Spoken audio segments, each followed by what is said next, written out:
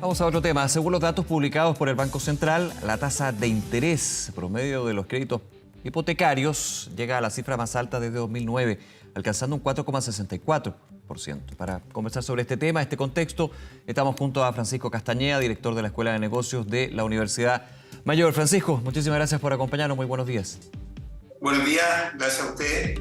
Francisco, y esto que en algún minuto, de hecho, la información que entregaba el Banco Central, recuerdo yo en el primer semestre del año, era que empezaban a ceder, digamos, las tasas de promedio, evidentemente, las tasas de interés de los créditos hipotecarios. Sin embargo, ¿ha habido un cambio en la tendencia? ¿Ha habido un nuevo aumento o más bien se ha estancado en una posición alta, por supuesto, para lo que se compara con hace 3, 4 años?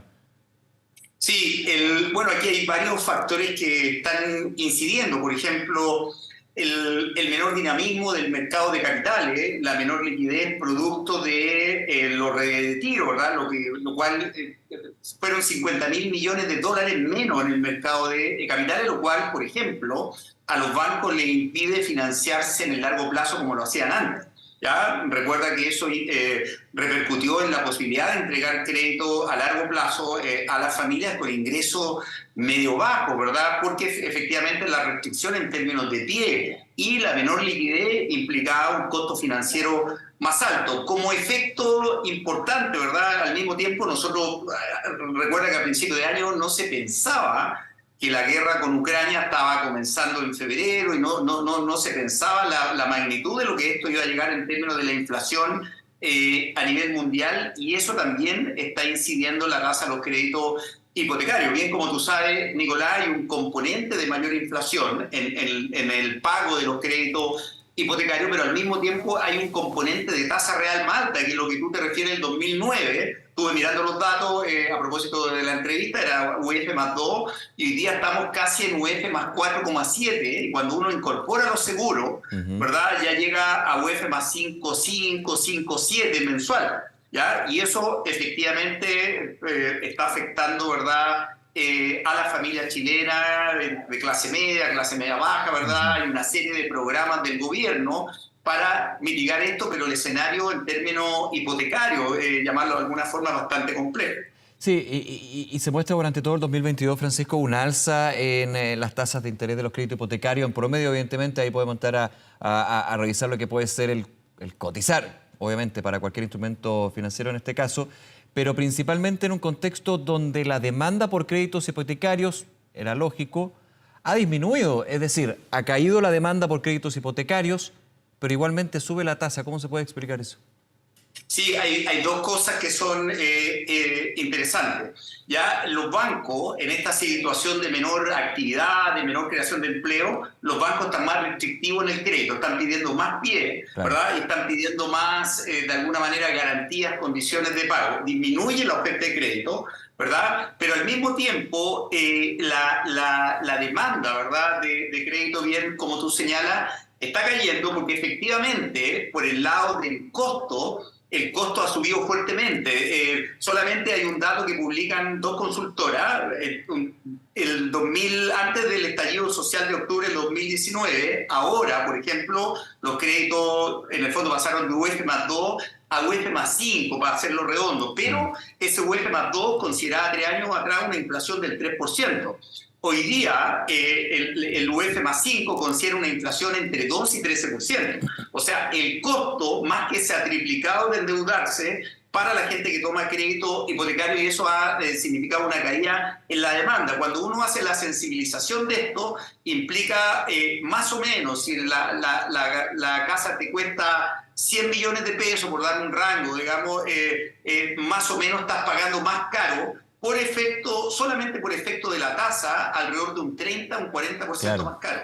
Claro. Y el resto es lo que va a venir la inflación en el futuro. Entonces, simplemente esa idea disminuye la oferta de crédito por parte de los bancos, disminuye la demanda de crédito por parte de las personas, pero al mismo tiempo la construcción y la oferta de vivienda está cayendo. La proyección del Banco Central, por ejemplo, respecto a la inversión, donde se acumula, ¿verdad?, el mercado hipotecario de construcción de nuevas casas, la construcción es negativa, la proyección para este año y para el siguiente, y al mismo tiempo la Cámara Chilena de la Construcción y otros gremios están anticipando una caída del 30% respecto a la vivienda, ¿verdad? Entonces, la situación por el lado financiero y por el lado del sector real cuadra perfectamente, digamos, o sea, hay una menor actividad y esto obliga, por ejemplo, lo que tú en el fondo conoces bien, cuando quebró la primera gran constructora, ¿verdad?, el gobierno estableció de alguna manera estos tope, ¿verdad?, en el cual el gobierno subsidia los costos,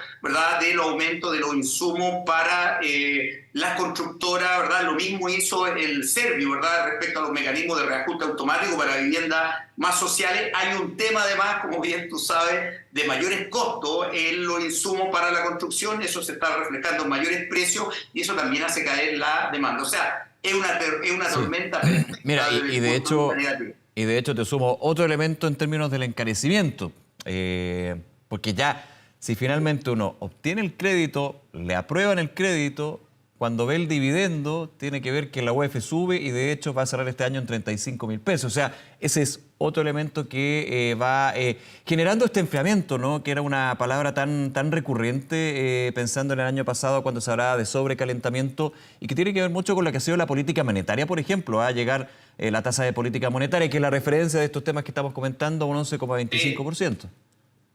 La tasa de política monetaria influye mucho menos, lo que influye la tasa de política monetaria en los créditos más de corto plazo, a menos de 5 años, créditos de consumo, créditos comerciales con garantía. Créditos de consumo que estaban por sobre el 20% de tasa promedio, digamos.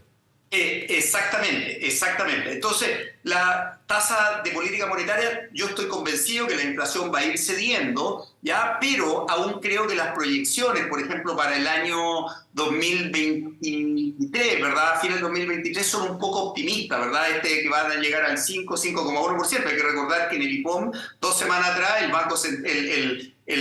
Banco Central dijo que la economía va a crecer menos y va a tener una mayor inflación respecto a la última predicción. Así que, por lo tanto, yo, por ejemplo, lo que señalo que aquí hay un problema en el mercado de capitales, ¿verdad?, que se secó una parte, ¿verdad?, alrededor del 20% producto de los retiros que hicieron las personas, pero al mismo tiempo están los costos de los insumos más altos, al mismo tiempo los bancos están más aversos al riesgo, al mismo tiempo hay desaceleración, al mismo tiempo hay menos creación de empleo, está cayendo la inversión en la economía, y una medida interesante que ha tomado el gobierno, ¿verdad?, a raíz, como señalé, de la quiebra de la primera gran constructora, de alguna manera subsidiar los costos de las materias primas de los insumos respecto al 2020, antes que subieran los precios, que uno de los argumentos que daban las constructoras que no habían cumplido, ¿verdad?, en tiempo en las licitaciones, lo cual lo obligó a declarar la quiebra de acuerdo a lo que ellos señalan. Pero eso se está mitigando por parte del gobierno, y otra medida que se señala, algo así como el nuevo FOGAPE, ¿verdad?, del gobierno, que hay no hay deducible, hay mayor cobertura, y lo cual podría beneficiar a constructoras más bien de tamaño mediano y pequeño. Por lo tanto, aquí el gobierno tiene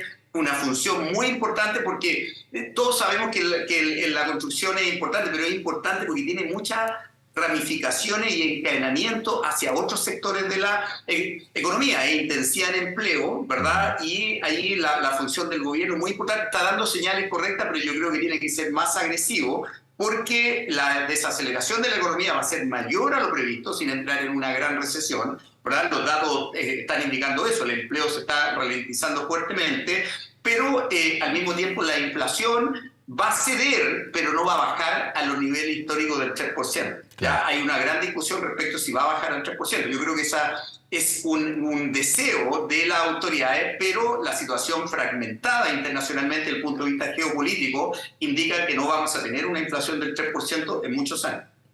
Francisco Castañeda, director de la Escuela de Negocios de la Universidad Mayor. Francisco, muchísimas gracias, como siempre, por acompañarnos aquí en Canal 24 Horas. Que tenga buen día.